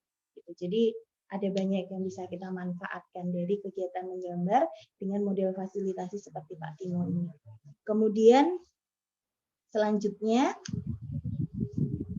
ya, nah ini yang terakhir ya, cinta tanah air. Dari mana kita bisa melihat bahwa Pak Tino ini mengembangkan rasa cinta tanah air? Beliau selalu menghargai karya anak mau dari manapun datangnya. Mungkin saat itu anak-anak belum belajar IPS di usia-usia yang sangat kayak TK gitu ya, melihat Pak Tino, tapi sudah dengar, oh ada Papua ya, oh ada tuh namanya Lampung, oh Lampung tuh ada ya, Kalimantan ada ya, oh ada Kalimantan Selatan ya, ada Aceh ya. Gitu. Jadi semua yang ada di negeri ini, mau dari manapun asalnya, itu diapresiasi oleh Pak Tino, dan itu kemudian membuat kita jadi tahu, oh ternyata ada anak ya di belahan wilayah yang kemudian sama-sama mendapatkan penghargaan yang sama. Oke, itu dari saya. Kita lanjut ke slide terakhir. Terima kasih. Pasti banyak kurangnya karena informasi yang saya dapat ini juga dari apa yang saya pelajari dan saya kupas sesuai dengan pemahaman tentang karakter dan juga bagaimana itu menggambar. Jadi nanti kalau misalnya ada hal yang mungkin masih perlu dilengkapi, silahkan lagi boleh kita. Terima kasih. Assalamualaikum warahmatullahi wabarakatuh. Waalaikumsalam. Saya kembalikan ke Mbak Ruli ya.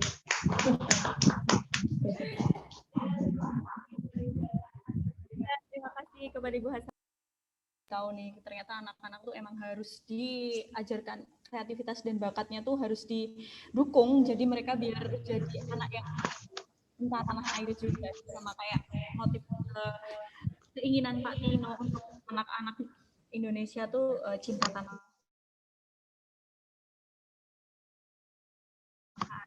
Ini sudah banyak banget nih Bu yang nanya di kolom chat. Ini ada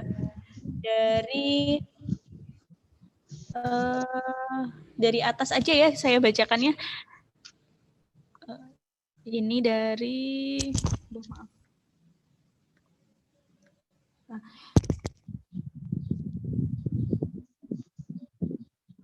Dari Andrian Wijaya. Bagaimana metode mengajar mengajar gambar ala Pak Tino Sidin? Metode ini cocok untuk mengajar gambar pada anak umur berapa sampai berapa? Yang kedua, sekarang apakah masih ada pelatihan atau kursus menggambar buat anak-anak di Sanggar Lukis Pak Tino Sidin? Alamatnya di mana dan adakah websitenya? Terima kasih. Mungkin Bu Titi bisa menjawab pertanyaan ini. Terima kasih. Mungkin mengenai metode mengajar menggambar ya. Jadi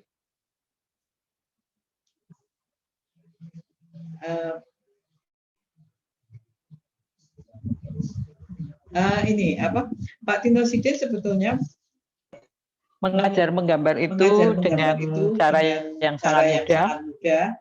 Misalnya dengan ini saya kasih tahu ya. Jadi dia mengajari dengan step by step. Jadi anak-anak diajar itu dari awal, misalnya ini.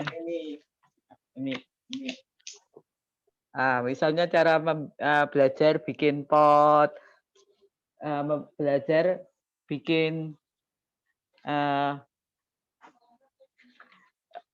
belajar menggambar, bikin pot, terus bikin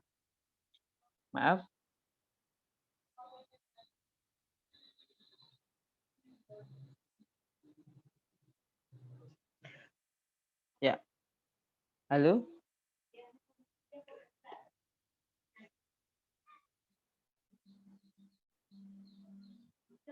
Ya, mungkin langkah-langkah menggambar daun ala Pak Tino Sidin ini. Jadi Pak Tino Sidin mengajar menggambar dari hal yang sederhana, dari lengkung, terus kemudian ditambah lengkung satu untuk bikin daunnya, lengkung ini dan sebagainya sampai terbentuk suatu gambar atau lukisan yang bisa diwarnai. Jadi sebetulnya itu materi yang diajari Pak Tino itu sederhana, cuma itu sebenarnya dia merangsang anak untuk seneng. Jadi kadang kalau mengajar tuh Pak Tino dari mana dulu ya biar anak itu gampang menggambar. Jadi Pak Tino sebenarnya mengajar menggambar itu disiapkan dulu sebetulnya. Mungkin banyak materi sekarang ini yang anak bikin ini, tapi kadang dari mana dulu itu. Jadi anak-anak itu dirangsang untuk istilahnya konsentrasi, seneng dari sini. Materi yang diajarkan Pak Tino sebenarnya sama dengan guru-guru yang lain. Mungkin kelebihannya itu. Jadi dia berusaha memakai teknik step by step yang mudah untuk diikuti oleh muridnya. Terus kemudian tadi seperti yang disampaikan oleh Narsum tadi bahwa dalam setiap mengajarkan itu ada kata motivasi seperti kata bagus, yuk terus ini. Nah, itu secara nggak langsung itu tertanam juga karena dalam mengajar pun Pak Tino selalu memberikan cara misalnya goresan nggak boleh istilahnya nggak boleh ragu-ragu dan sebagainya.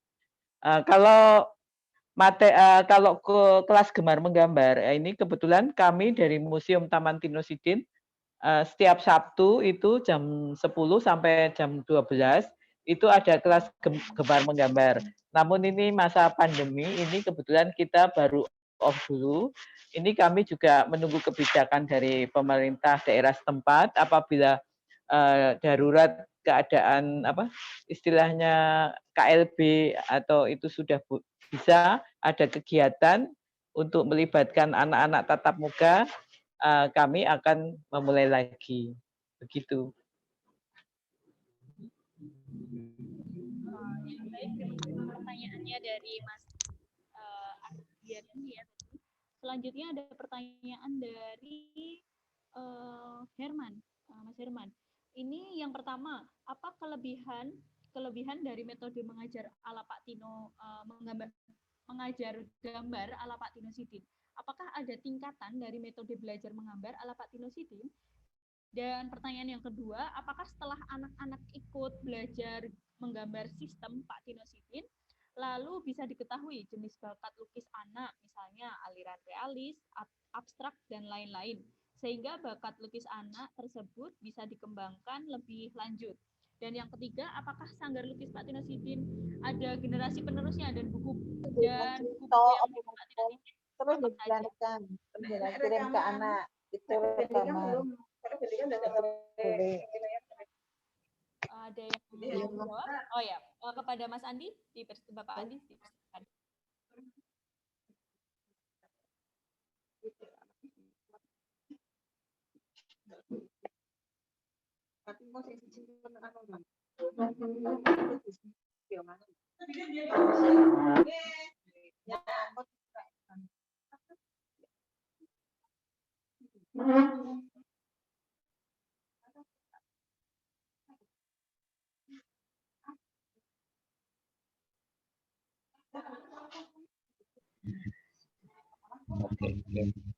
Halo, masuk ya? Ya, tadi udah disebutkan kelebihannya oleh Mbak Yani, panjang lebar berkenaan dengan nilai-nilai yang terkandung di dalamnya. Terus ada tingkatannya untuk saat itu Pak Tino mengajarkan sebenarnya lebih ke multi usia ya, dari usia yang sangat anak-anak, anggap saja usia 4 tahun, 5 tahun, sampai usia SD 10 tahunan. Ya. Kalau untuk remaja, acara yang ditayangkan di TV memang tidak ada, tetapi bukan berarti remaja tidak bisa mengikuti. Banyak dari kita tidak kenal atau tidak mengetahui apakah Pak Tino itu juga melukis realis, apakah Pak Tino juga melukis kanvas. Oh, banyak banget. Makanya saya kepengen teman-teman ini ada waktu silahkan mampir di sini untuk melihat, untuk membuktikan ternyata beliau seorang seniman besar yang karyanya luar biasa. Kalau misalnya kita baca buku tentang seniman-seniman luar negeri, di sana ada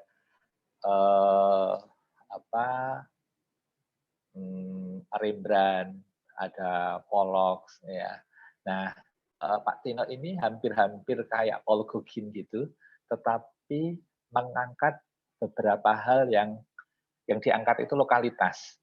Jadi Pak Tino tidak menggambar suasana luar negeri seperti seniman pada umumnya, tapi Pak Tino lebih mencintai, kalau tadi disampaikan cinta tanah air itu terasa banget. Jadi tentang budaya, tentang pemandangan, tentang perilaku seseorang dan sebagainya, cerita-cerita daerah dan sebagainya itu diangkat sebagainya. Jadi jawabannya apakah ada tingkatannya? Kalau untuk di TV tidak. Di sini mengajarkan segmennya anak-anak, tapi tidak menutup kemungkinan bagi yang remaja atau dewasa tentu saja akan ada pendampingan khusus, tapi kita tidak punya kelas yang general untuk kelas usia 17 tahun gitu, nggak ada. Ya. Silahkan ke sini biar teman-teman lebih akan terjawab apa yang menjadi pertanyaannya. Generasi penerus, oke, kalau generasi penerus ya Mbak Titi dibantu oleh teman-teman dan rekan-rekan, tentu saja ada beberapa yang seniman, ada beberapa yang dulu muridnya Pak Tino Sidin. Dan ini estafet, dan saya meyakini bahwa generasi ini, estafet ini selalu dilakukan terus-menerus. Namanya generasi nggak harus secara anak turunnya, tidak harus selalu gitu. Tetapi mereka yang uri-uri nilai-nilai metodenya Pak Tino Sidin itu menjadi juga bagian dari sebuah generasi gemar menggambar Tino Sidin ya. Salah satu demikian, Mbak Titik bisa menambahkan? Kalau saya lihat audiennya Pak Tino Sidin atau pemeriksaan dari Pak Tino Sidin waktu itu acara tidak hanya anak-anak, tapi juga orang tua, juga masyarakat umum. Karena yang diajarkan Pak Tino Sidin itu, Mas, justru kalau anak kecil mungkin terlalu agak susah ya. Justru kadang itu yang bisa menangkap itu anak-anak yang agak dewasa, orang tua dan sebagainya. Nah, mereka itu justru untuk mengajari putra-putrinya, jadi membimbing putra-putrinya. Jadi benar apa yang disampaikan oleh Mas Andi tadi, bahwa yang diajarkan Pak Tino Sidin itu audiensnya itu umum, dari anak kecil sampai orang dewasa. Karena sangat enak dan mudah untuk diikuti. Seingat saya itu. Karena biasanya malah justru orang tua yang ikut, yang lebih telaten itu terus kemudian nanti mengajari anak-anaknya. Tapi juga ada anak-anak SD, terus mereka ini besoknya di sekolah, saya kemarin gambar ini. Ya itu mungkin seperti pengalamannya Mas Andi juga. Ya itu. Jadi memang multi umur kalau menurut saya itu. Jadi dari anak kecil sampai dewasa itu bisa orang tua itu senang dengan apa yang diajarkan oleh Pak Tino Sidin. Cukup ya. Oke. Baik, terima kasih untuk pertanyaan terakhir ini dari Firmansyah. Izin bertanya, yang pertama, selain menggambar, Pak Tino Sidin adalah juga seorang pelukis atau pembuat komik. Salah satunya berjudul Bandung Lautan Api dan Bawang Merah Bawang Putih. Apa tantangan dari aktivitas tersebut dan kenapa lebih dominan menggambar? Yang kedua, bagaimana kerja keras Pak Tino dalam menggali kreativitas seni anak-anak Indonesia dan mengurangi ketergantungan anak-anak dengan gadget? Dan yang terakhir, bagaimana memotivasi anak untuk mengasah bakat menggambar yang sering berubah-ubah dari karyanya? Baik, kepada Ibu Hasanah, dipersilakan untuk menjawab. Terima kasih.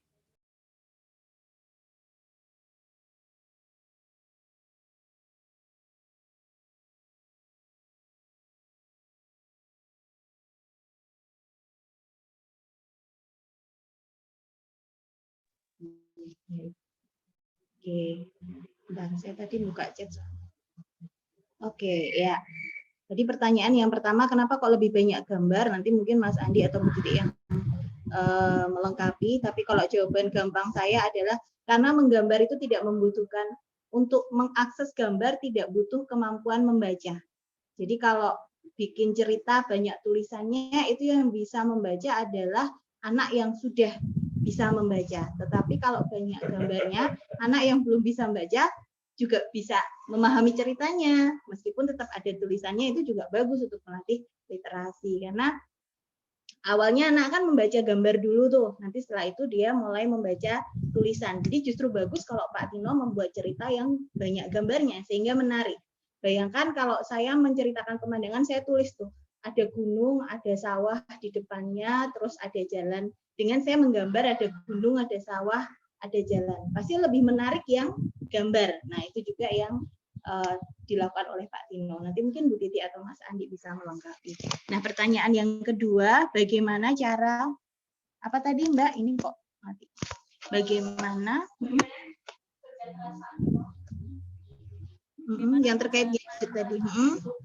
Oke, ya. Menggali kreativitas anak-anak Indonesia dan mengurangi ketergantungan dengan gadget. Pak Tino ketemu gadget nggak ya Bu Titi? Enggak ya? Iya. Sepertinya maksudnya mungkin televisi dan acara yang betul. lain. Tapi saya memahami apa dampaknya gitu ya. Maksudnya dengan kondisi sekarang yang banyak gadget, apa yang bisa kita tiru mungkin kayak gitu ya. Nah, Yang menarik dari kegiatan menggambar ini justru seringkali kalau kita lihat di iklan-iklan di Facebook gitu ya, Anda khawatir dengan anak Anda yang ketergantungan gadget, belilah gitu, misalnya kayak set mainan atau set gambar. Ya, menggambar ini sebagai salah satu kegiatan yang bisa menjadi alternatif supaya anak kita enggak kelamaan main sama gadget. Meskipun menggambar pun bisa dengan gadget, tetapi ada yang perbedaannya menggambar dengan gadget dengan menggambar dengan krayon atau warna. Ini saya pernah dengan anak-anak saya, mereka mewarnai dengan gadget. Terus dia bilang, enak banget ya kayak gini, warnanya tuh nggak pernah keluar garis, ya kan? Terus mau ganti background tinggal klik, backgroundnya diganti berubah warnanya. Sementara kalau gambar langsung, itu kalau ganti susah, mengganti warnanya harus ditindih dulu atau gimana caranya kalau misalnya kita bleber gitu, itu nggak akan terjadi dengan gadget. Sehingga pembelajaran yang didapat dengan anak menggambar langsung itu berbeda dengan pengalaman menggambar dengan menggunakan gadget. Jadi sebetulnya kegiatan menggambar ini bisa menjadi alternatif. Nah, bagaimana kerja keras Pak Tino kaitannya dengan kondisi sekarang? Kita bisa gunakan tuh yang dilakukan oleh Pak Tino, gimana kita bisa bikin huruf menjadi sesuatu gambar, dari mana dari angka bisa jadi gambar. Oh, kita bisa bikin loh ini, informasi-informasi seperti itu mungkin bisa menjadi alternatif, membuat anak jadi tertarik. Oh, aku bisa ya bikin dengan cara seperti itu. Selain memberikan kebebasan kepada anak, itu juga bagus, tetapi memberikan trik-trik itu juga bisa menjadi satu pintu baru bagi anak. Oh, ternyata dengan cara itu aku bisa ya gambar jerapah, yang tadinya nggak tahu gimana caranya gambar jerapah, jadi senang, misalnya seperti itu. Jadi apa yang sudah dilakukan oleh Pak Tino bisa kita gunakan sekarang ini sebetulnya dengan kondisi sekarang. Pertanyaan yang ketiga tadi, bagaimana memotivasi bakat menggambar dari kata sering berubah-ubah. Sebentar, Mbak. Bagaimana? Boleh diulang? Bagaimana memotivasi anak untuk mengasah bakat menggambar yang sering berubah-ubah? Ya, mengatasi bakat minat anak yang sering berubah-ubah gitu. Kadang-kadang suka gambar, kadang-kadang enggak. Ya memang kegiatan kan enggak cuma menggambar. Justru gini loh, menggambar itu sebuah aktivitas yang sangat baik untuk menyalurkan energi anak, menyalurkan kreativitas. Dan menggambar ini bisa terjadi ketika dia lakukan dengan sukarela. Maka apa yang bisa dilakukan oleh orang dewasa yang ada di sekitarnya adalah memfasilitasi, memberikan kesempatan sebanyak-banyaknya, menghargai karyanya dengan tidak mengkritik. Kalau jadi bisa kita expo di rumah. Kemarin saya belajar banyak dari Mas Andi tentang memamerkan karya anak gitu ya. Itu yang bisa kita lakukan. Terus kalau dia gambar belum selesai terus dia ganti yang lain, gimana? Ya nggak apa-apa. Itu adalah keinginan anak untuk melakukan sesuatu. Tapi nanti kalau dia mau balik lagi, menggambar lagi, ya kita berikan kesempatan itu. Gitu. Jadi menggambar itu bukan dalam konteks bahwa kita ingin anak jadi tukang gambar atau nanti dia menjadi tukang atau pelukis yang besar, tidak harus seperti itu, tapi menggambar ini adalah wadah untuk ekspresi. Karena wadah untuk ekspresi, maka menjadi kehendak si anak untuk akan disalurkan saat itu atau akan disalurkan nanti. Yang perlu kita pastikan apakah fasilitasi yang kita lakukan ini sudah tepat. Apakah kita mengeluarkan kalimat yang bikin dia malas? Apakah kita melakukan sesuatu yang bikin dia tidak bergairah lagi? Itu yang perlu kita jaga. Gitu. Itu dari saya. Mungkin mau ada tambahan dari Mas Andi atau Titik? Dari saya dulu, nanti gaungnya. Ya. Oke. Secara keseluruhan aja ya. Jadi sebenarnya Oke. Ya. Saya akan menjawab keseluruhannya aja. Bahkan saya membayangkan pasti banyak pertanyaan ibu-ibu atau bapak-bapak yang sekarang menyaksikan bingung bagaimana mengatasi anak yang tadi berubah-ubah atau terkadang mudis. Jadi sekarang dia sedang suka gambar, tapi 2 hari kemudian dia nggak mau gambar, gitu kan. Atau apalagi pas pelajaran harusnya menggambar, anak-anak pas tidak pengen gambar. Nah, Pak Tino memang pada waktu menyampaikan di TV, itu sebuah media yang paling gampang, paling memungkinkan saat itu. Kalau misalnya Pak Tino hari ini masih ada, saya yakin juga akan menggunakan berbagai media lain. Baik itu pakai tab, itu pakai Wacom, itu pakai ya ada program YouTube-nya, terus pasti memiliki banyak hal metode yang lain. Nah, terkadang anak jenuh itu karena medianya sama terus, karena tekniknya sama terus, karena yang digambar sama terus. Ya, segala sesuatu yang monoton pasti akan membosankan. Makanya orang tua atau guru, cobalah, apakah menggambar harus pakai kertas saja? Tidak. Jadi kalau misalnya di rumah ada cuilan genteng, ya, yuk kita mencoba gambar di cuilan genteng, apa salahnya? Punya triplek potongan kecil, kenapa tidak itu digarap menjadi kreativitas yang lain? Ya, media-media lain itu sebenarnya terbuka. Bahkan misalnya dengan muk potongan asbes, pakai di rumah punya tas yang kanvas itu bisa digambar.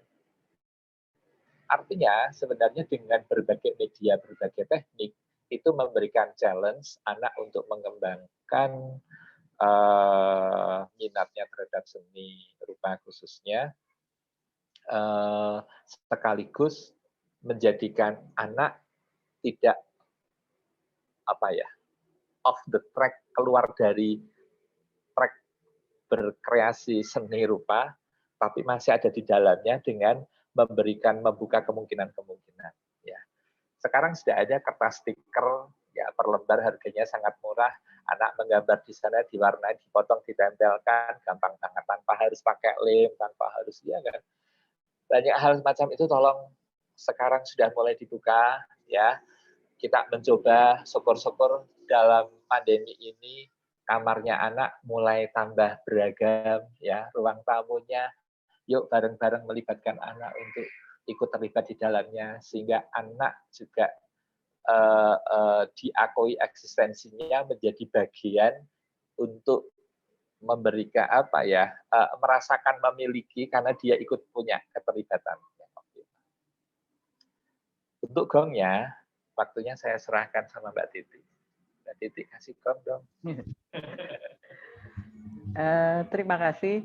Tadi Mbak Ruli moderator menanyakan tentang Pak Tino lebih banyak ke apa tadi? Ke itu ya, menggambar secara apa tadi? Ilustrator ya. Oh, diulangi lagi, Mbak. Yang tadi.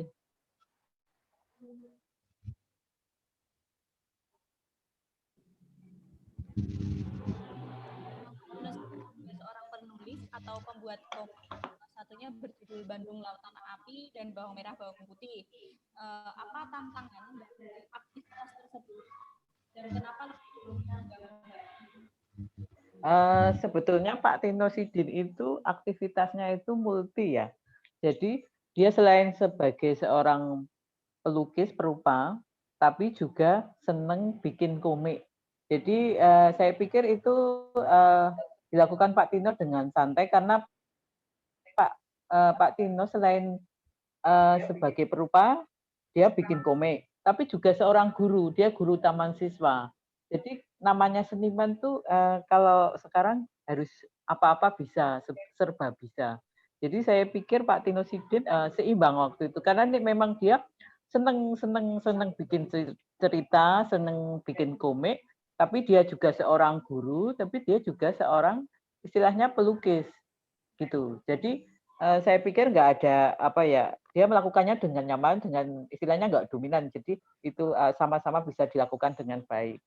Terus mengenai tadi masalah metode mengajar Pak Tino, waktu itu memang belum ada gadget, karena Pak Tino itu eranya baru tahun 70 sampai tahun 90. Jadi ada jeda waktu yang sangat panjang dengan ada keberadaannya Museum Taman Tino Sidin ini, ada jeda waktu sekitar 20 tahun.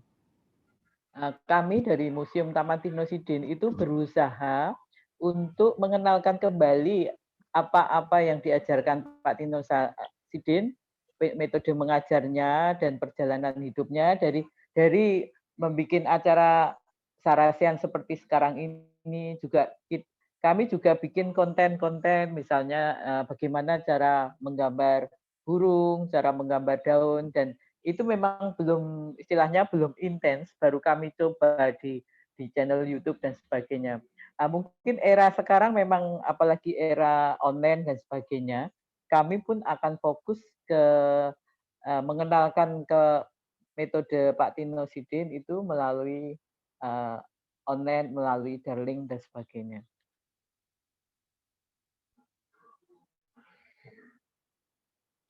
Ya baik, kepada narasumber yang sudah memberi jawaban dari pertanyaan-pertanyaan ini peserta.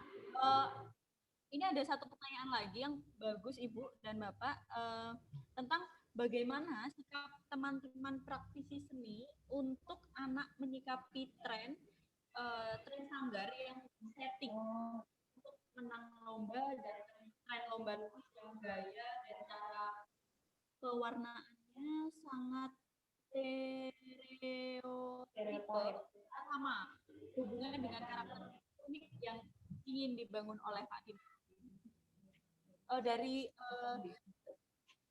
Maaf sebelumnya, bagaimana sikap teman-teman praktisi seni untuk anak menyikapi tren sanggar yang setting untuk menang lomba dan tren lomba yang gaya dan cara pewarnaannya sangat stereotipe atau sama hubungan dengan karakter unik yang ingin dibangun oleh Pak Tino Sidin. Ini dari Abraham Ade Ilmawan.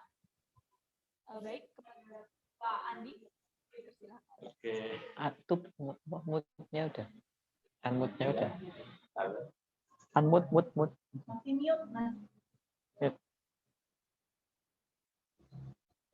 Oke. Ya. Saya akan coba menjawab dengan singkat ya.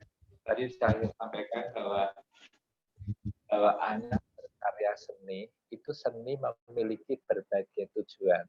Ada seni, dia menggambar orientasinya untuk mengisi waktu, atau dia kepingin beraktivitas menggambar untuk mengekspresikan diri.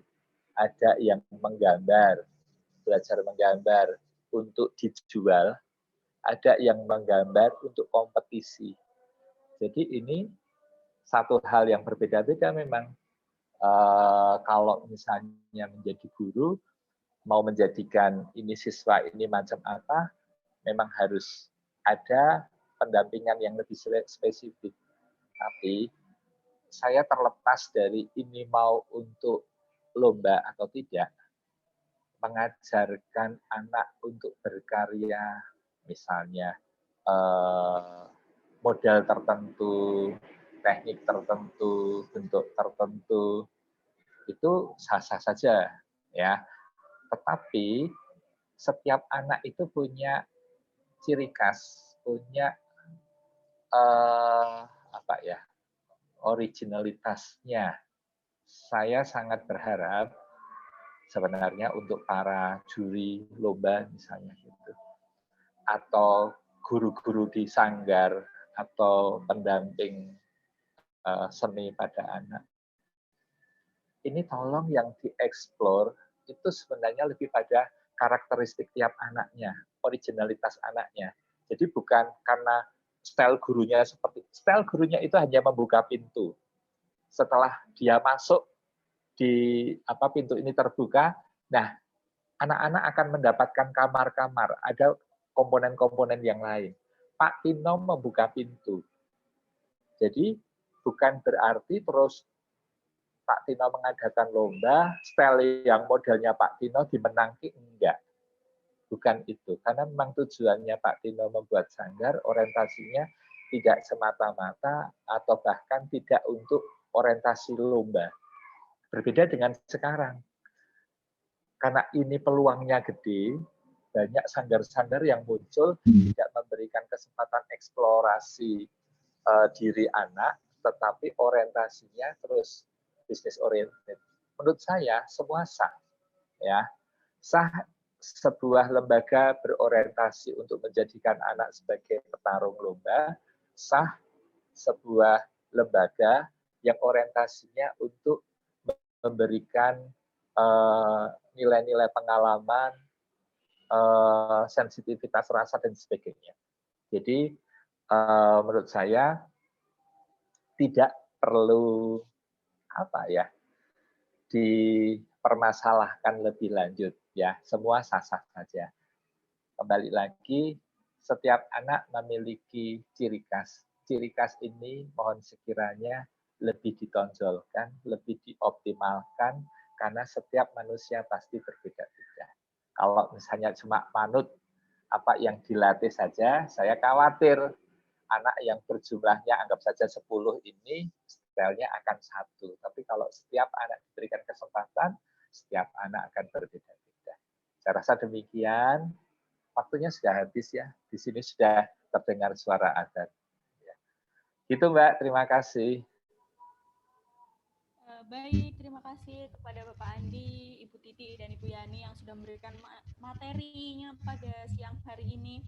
Dan ternyata kita harus tahu bahwa anak itu memang kreativitasnya harus didukung dan diberikan supaya dia tuh jadi lebih menyukai menggambar kayak gitu. Baik, kepada peserta diharap untuk mengisi presentasian museum pada siang hari ini. Dan terima kasih sudah bergabung dalam acara Sarasehan Museum Taman Tinosidin siang hari ini. Sebelumnya kameranya bisa di-on-kan semuanya ya. Nanti kita bisa foto bersama dulu bersama narasumber.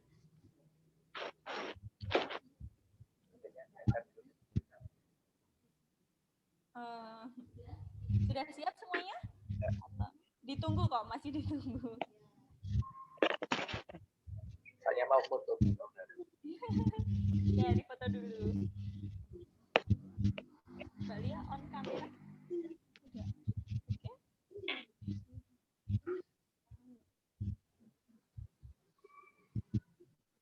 Ya, sudah semua? Satu, sudah? 1, 2, 3. Udah? Oh, ya.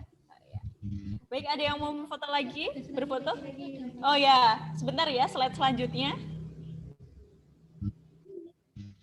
Baik.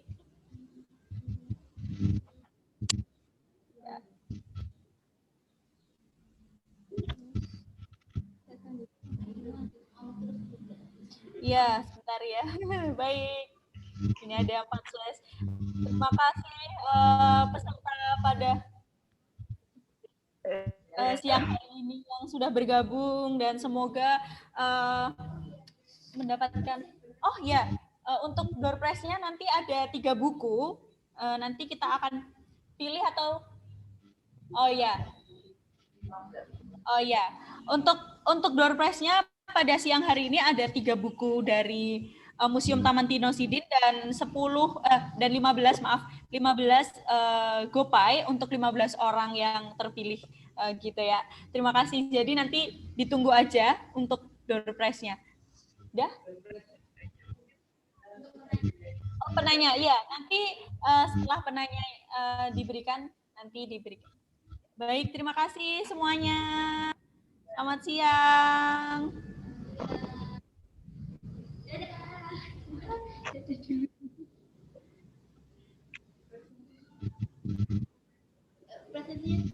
Ya, presensinya jangan lupa diisi ya. Terima kasih Kak Tisa. Terima kasih.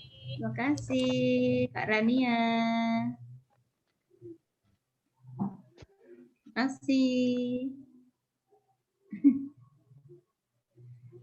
Wis, bubar.